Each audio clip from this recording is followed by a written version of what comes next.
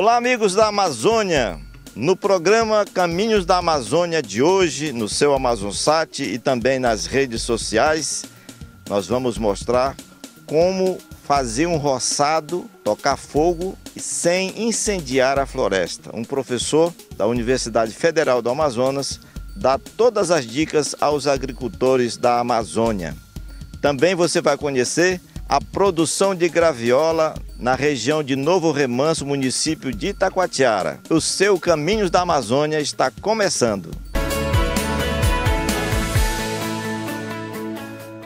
Na comunidade de Novo Remanso, no município de Itacoatiara, está o maior plantio de graviola do estado do Amazonas. E nós viemos conhecer, através do Caminhos da Amazônia, como os agricultores estão cultivando esta fruta e como eles estão atingindo uma produção muito boa para atender o mercado de Manaus. Acompanhe nessa reportagem.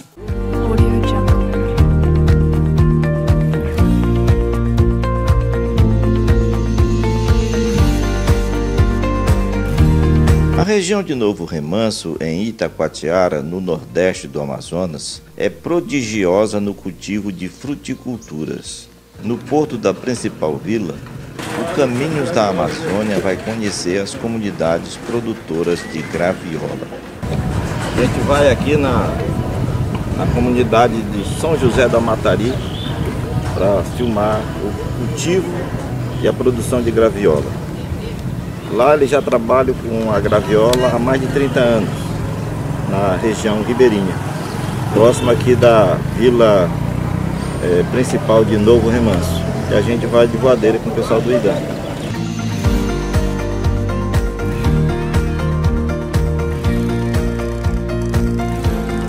As águas barrentas do rio Amazonas é a nossa estrada e através desta lancha rápida, chamada de voadeira pelos moradores da região, nos levam às comunidades de São José do Amatari, Iracema e Costa da Conceição.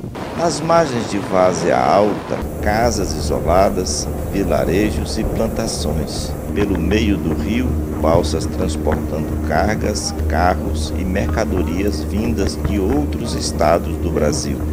Em Novo Remanso, o profissionalismo dos agricultores é impressionante e até os extensionistas mais experientes se surpreendem com o empreendedorismo local. Por todo o beiradão e pelas estradas vicinais, são cerca de 78 hectares de plantios de graviola aos cuidados de 70 produtores. A maioria dos plantios, 55 hectares, aproximadamente 25 mil gravioleiras, está no período de plena produção e os agricultores estão contabilizando experiências, produtividade, frutos graúdos, polpa de boa qualidade e vendas garantidas. Depois de 1 hora rio abaixo, desembarcamos na região da comunidade Costa da Conceição, onde estão os maiores pomares de gravioleiras do estado. O agricultor José Menezes Neves é um dos empreendedores das áreas de várzeas que não tem muito do que reclamar. A maior parte dos 1.500 pés de graviola dele foi plantada em consorciamento com maracujá, melancia, banana e mamão, num terreno com 2 hectares repleto de frutíferas. Eu tenho uns amigos aqui na Conceição que eles trabalham muito com esse negócio e eles sempre me orientaram que é um bom investimento a graviola, que a gente não tem muito gasto. Uma árvore que a gente planta e está limpando. Aqui no caso eu não uso adubo. Eu vejo esses frutos bonitos aí, mas eu não uso adubo. O sistema de cultivo da graviola no Amazonas ainda não foi definido cientificamente, mas mesmo assim os agricultores do Novo Remanso vêm alcançando bons resultados com uma variedade que eles chamam de regional, que é o resultado de vários cruzamentos com plantas da mesma espécie. Geralmente o agricultor só procura a assistência técnica e a extensão rural depois que ele começa a perceber que a sua produtividade está caindo e a qualidade do fruto não é a esperada. No caso da graviola, do seu José Menezes, ele percebeu que os frutos estavam pequenos. Por exemplo, uma fruta que anteriormente chegava a 4 quilos, passou a ser de 2 quilos ou 1,5 kg de polpa só. E aí foi quando ele resolveu procurar os técnicos do IDAM para aprender e a combater as pragas e doenças que vinham infestando os plantios de graviola. O engenheiro agrônomo Néper Ferreira Cruz foi quem ensinou o seu Menezes a usar armadilhas para combater as pragas e a utilizar os defensivos apropriados para proteger as gravioleiras das doenças como a antracnose. Foi orientado em trabalhar inicialmente com produtos alternativos. Inclusive orientamos ele a utilizar a andiroba, né, com água, 50 ml, numa bomba de água. Utilizamos armadilhas também, orientamos ele a fazer esse tipo de trabalho. Após a assistência dos extensionistas, o pomar do seu Menezes voltou a ter frutos grandes, com muita polpa e mais produtividade. Esta é a estrada que dá acesso à Vila do Engenho e em toda a sua extensão a plantios de frutíferas. O Edisomar Mendonça é um dos mais antigos e conhecidos produtores da região. Ele faz parte da mais importante e sólida cooperativa do Amazonas, a Ascop. Ele está entusiasmado com o cultivo de graviola. A área é de apenas 1 hectare. Mas a beleza do pomar deixa até os mais experientes conhecedores do agronegócio encantados com a produtividade das plantas, com a qualidade e tamanho dos frutos, com o alinhamento das gravioleiras e com a condução dos pés de graviola. A graviola tem uma variável bem interessante observada pela gente mesmo aqui. Pode ser que haja alguma propriedade que isso seja mais preciso, mais de, podemos dizer assim, de 110 dias até 180 dias é possível detectar da flor até colher o fruto. Aí ninguém sabe por que ela torna-se mais precoce ou também por uma demora. O certo é que a gente também mantém um pouco de natural. Tá. Porque hoje é muito comum a gente bombar as plantas e fazer que ela exploda de frutos. Isso. Não seria o caso, ela precisa ter uma certa consideração para poder ela também viver mais tempo, né? Às vezes seria muito fácil você, mas eu sair fazendo flores, mas quem sabe eu não vou enfraquecer minha planta e vai ficar mais difícil. Nas primeiras fileiras, Edisomar diz que errou na escolha do espaçamento em linha. As árvores ficaram muito próximas uma das outras. Com a poda no olho da planta se permite um melhor manejo, facilita os tratos culturais, agiliza a colheita e melhora a visibilidade para se detectar a presença de pragas e doenças.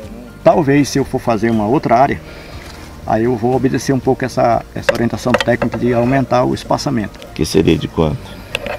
Talvez eu coloque o 7 por 7 como é o recomendado. Aqui você está 5 por 5. 5 por 5. Que ela vai, com certeza a planta poderá ficar mais rigorosa, e pode diminuir aí o que tem período de muita chuva. Aí cria um clima bem mais adequado para aumento de algumas pragas. A generosidade das vases com os agricultores das comunidades ribeirinhas ajuda a manter as pessoas nos seus lugares, nos seus torrões de origem, gerando ocupação, trabalho, renda e emprego, sem agredir o meio ambiente. E na terra firme, a tecnologia e a criatividade dos caboclos mantêm a floresta em pé e melhora a qualidade de vida de quem vive na imensidão do Amazonas.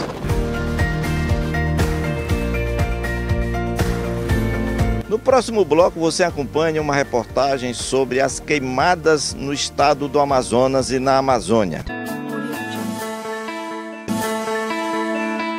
Segundo o IPAAM, Instituto de Proteção Ambiental do Amazonas, só nesta época de verão já foram detectadas mais de 8.000 queimadas no estado. E aqui nós acompanhamos, numa reportagem que foi feita lá no município de Caapiranga, na região ali de Manacapuru, que muitos roçados, especialmente onde estão sendo cultivados o cará, ali pegou fogo e deu muito trabalho para os agricultores apagar o fogo. E você acompanha na reportagem do Miro Tavares. período de queimada é comum na Amazônia entre os meses de agosto e outubro, época de estiagem e temperaturas altas na região, mas também ocorre em menor quantidade ao longo do ano, segundo o doutor em conservação com tese em combustíveis florestais e professor universitário na área de incêndio, Luiz Bacelar, que já ministrou cursos para o Corpo de Bombeiros do Amazonas, foi coordenador do Batalhão de Incêndio Florestal e Meio Ambiente e ajudou a criar o primeiro grupo de combate a incêndio do estado. O fogo pode começar de várias maneiras. As mais comuns são o descarte de bagana de cigarro jogada no mato seco ou ainda a fagulha de uma brasa. O professor Bacelar diz que não existe fogo espontâneo na natureza. A coisa que tem que tirar da cabeça é que não existe fogo espontâneo no combustível florestal. Não existe. Precisaria que a temperatura de decomposição chegasse a quase 300 graus, 260, 280 graus. Não existe. E também não existe fogo provocado por raio aqui. Pode ter num cerrado, mas no Amazonas nós teoricamente teríamos todos os incêndios perfeitamente controláveis, porque é feito pelo homem. Ainda neste programa, o professor Bacelar vai ensinar técnicas de controle do fogo. Por enquanto, vamos mostrar a equipe do Caminhos da Amazônia em visita ao município de Caapiranga, distante de Manaus, 134 quilômetros em linha reta. Nós encontramos uma situação que chamou a atenção às margens da estrada Ari Antunes, que tem a extensão de 32 quilômetros e onde está ocorrendo um grande número de focos de incêndio.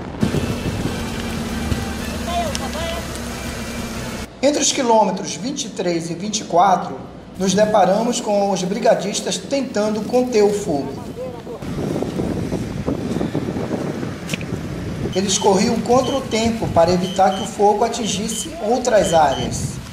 Tem combate não, o cara apaga para um canto, quando a ferra tá para outro canto, volta do outro canto, querendo invadir a casa do rapaz. Eu fui buscar ele de volta para a gente poder manter o fogo, que só nós aqui não tivemos combate com o fogo e tá difícil o negócio, mas entregado na mão de Deus, né? Porque toda essa época acontece esse incêndio. Do alto é possível ver a dimensão da área consumida pelo fogo. A pista ficou totalmente sem visibilidade. Usando abafadores e mangueiras, brigadistas e voluntários combatiam o incêndio. É inesperado, aparece do nada foco de incêndio, onde a gente entra já para combater. Está vendo sobre essa situação? A nossa brigada de incêndio, nós se vira de tudo quanto é jeito. A propriedade do seu Chicó, que é agricultor, foi um dos locais prejudicados. As estufas onde estão as hortaliças quase foram atingidas pelo fogo. A gente estava, meu medo era esse fogo entrar para lá para casa, tá entendendo? Lá onde a gente está. Mas graças a Deus está tudo na santa paz aí, alguma coisinha, isso é coisa. A vida da gente é muito mais importante do que um negócio desse aí. Uma outra preocupação é que às margens da estrada passa uma tubulação do gasoduto Quari-Manaus. Aqui podemos observar a fumaça próximo da base da Petrobras e por onde passa a tubulação de gás. Segundo a Secretaria de Meio Ambiente de Caapiranga, a situação dos focos de incêndio no município está sob controle. O INPE, Instituto Nacional de Pesquisas Espaciais, registrou na Amazônia, no mês de julho de 2020, 6.803 focos de incêndio. Em 2019, foram 5.318 no mesmo período. De acordo com o IPAAM, Instituto de Proteção Ambiental do Amazonas, já foram registrados 8.000 focos de incêndio em 2020. A causa ainda é desconhecida. A gente não pode nem culpar ninguém, porque ninguém sabe de onde vem esse fogo, entendeu? Às vezes até as pessoas fumando alguma coisa na moto aí, passa, joga. Do jeito que está isso aqui, seco, qualquer coisinha é o suficiente para causar um incêndio desse. Essa questão das beiras das estradas, a gente fica, por exemplo, tentando explicar quem foi que fez, qual foi a culpa. Eu tenho falado com muitas pessoas, o que está faltando é que nosso pessoal que trabalha com incêndios faça um monitoramento, tenham equipamentos, tipo assim, usar drones nas horas, nos meses mais críticos e durante os horários mais críticos, para poder fazer a vigília ao longo dessas estradas. Então você vai conseguir ter ideia de como é que se origina. Pode acontecer duas coisas. Uma, muita gente tem falado, uma é o fogo de uma certa distância ter atingido uma intensidade muito alta, muito elevada, e aí a fagulha chegar a provocar, e vai rapidamente. E outra que o pessoal questiona muito, o pessoal defende essa ideia, essa origem, seria de ponta de cigarro. No próximo bloco do Caminhos da Amazônia, o professor Luiz Bacelar vai dar várias dicas de como trabalhar com fogo, com todo cuidado e evitar causar incêndios. Nós voltamos em instantes.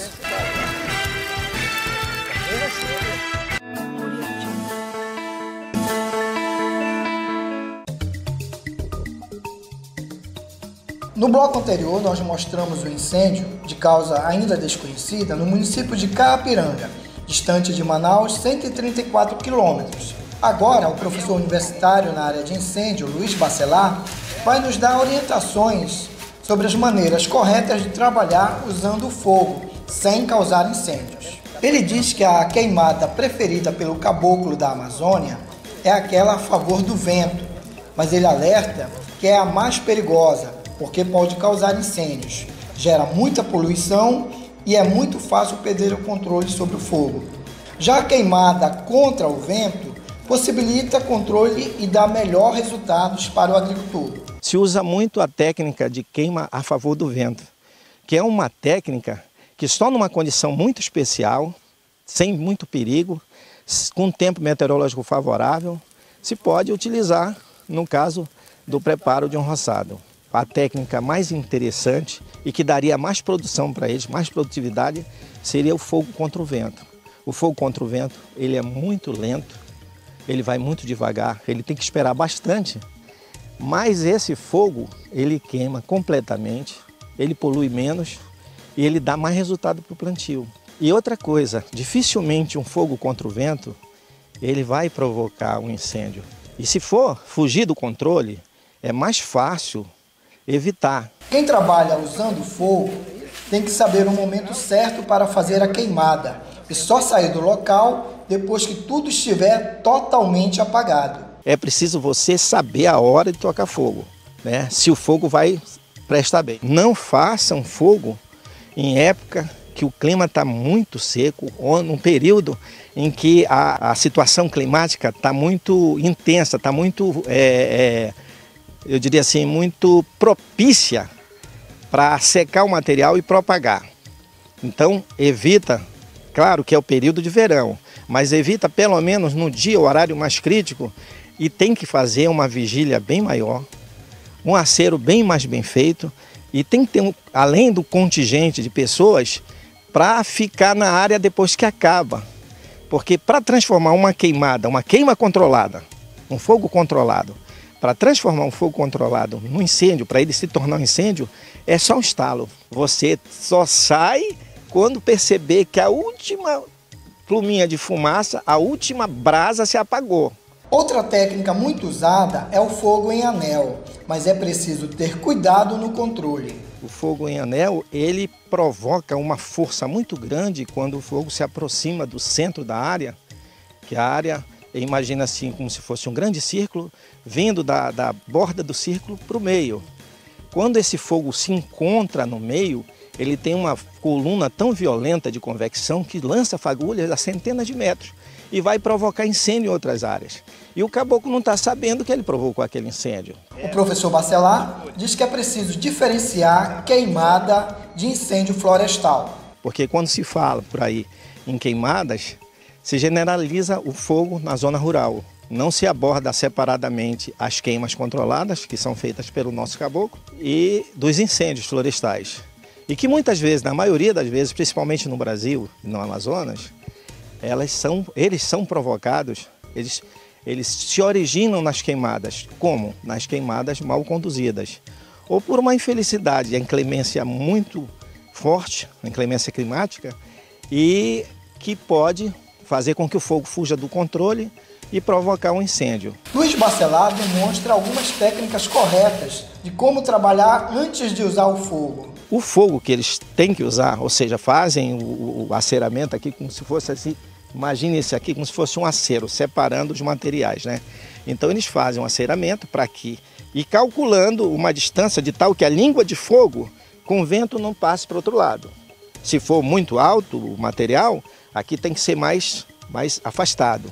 Se for mais curto, o material for mais baixo, a quantidade menor, pode ser mais estreito. Mas geralmente os aceros que eles fazem, às vezes chega a ser 1 metro de largura, quando poderia ser assim de 5 metros, mas é muito trabalho e às vezes não tem mão de trabalho, força de trabalho suficiente. Se fizerem o fogo em anel, quando você está fechando, os operadores vão com pinga-fogo, com o archote, fazer o círculo em volta, para o fogo fazer esse movimento para dentro. Quando está para fechar o círculo de fogo, aí é feito, a coisa tem que ser feita com uma certa rapidez, existem várias técnicas de fazer um fogo central. O que o fogo central faz? Quando o fogo das bordas está se aproximando, o fogo central está abrindo. Então ele evita que o fogo das bordas chegue com intensidade, faça uma coluna forte e jogue fagulha lá no São João. Eu acredito que não fazem, porque é muito difícil você se meter no meio da cacaia, quando derruba uma área, e pular e fazer o fogo lá. Mas existem outras maneiras. Talvez o cara fazia um dardo com uma baladeira, com uma coisa em chama, e jogasse para lá para começar o fogo, alguma coisa assim. A dica que o professor dá ao produtor antes de fazer a queimada do roçado é chamar os vizinhos para ajudar no trabalho e controle do fogo. Quando forem fazer queimada, convidem Deus e o mundo e bota esse pessoal como se fosse uma companhia militar. Bota um chefe duro na frente para dar cascudo em quem desobedecer. E faz a coisa funcionar que não tem problema. Caso o fogo comece a sair de controle, a dica é abafar e jogar terra ou areia. Não é só a água que vai conter o fogo. A terra, a areia, o barro, você tem que ter uma pá, né? Porque às vezes está longe da quantidade de água. E o primeiro sinal da fuga do fogo, não espera ele criar, porque senão não dá. O primeiro sinal do descontrole, da fuga de controle, você tem que jogar a areia em cima, que é a única forma que você tem. Porque se você for fazer aquela batida, como a gente fez com abafador, com galho de pau, com um pano, com qualquer coisa, você aparentemente apaga, mas depois o fogo... E quando você joga areia, não. Você joga areia,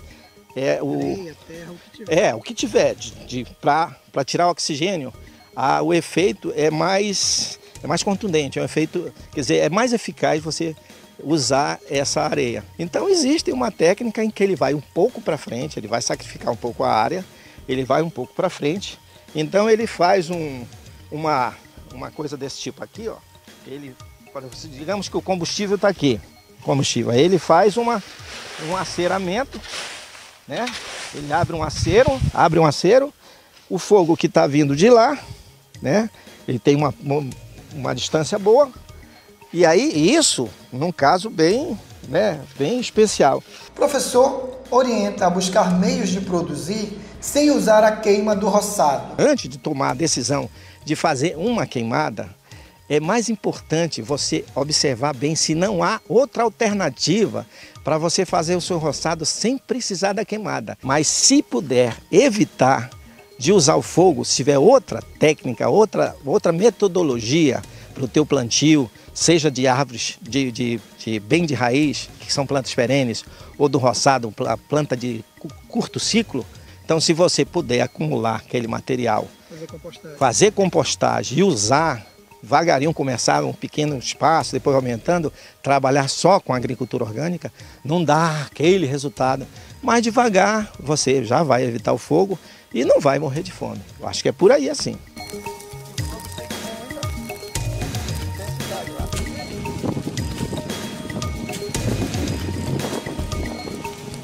E este foi o seu Caminhos da Amazônia de hoje. Nós utilizamos esse cenário aqui, onde um agricultor de Novo Remanso está preparando o roçado. E eu acredito que vai ser mais um plantio de abacaxi. Aqui tem muito abacaxi. Novo Remanso é conhecido como a terra do abacaxi. Gente, participe, né, das nossas redes sociais, assista também a nossa reprise no Amazonsat no sábado às 6 horas da manhã. E nós nos encontraremos no próximo programa.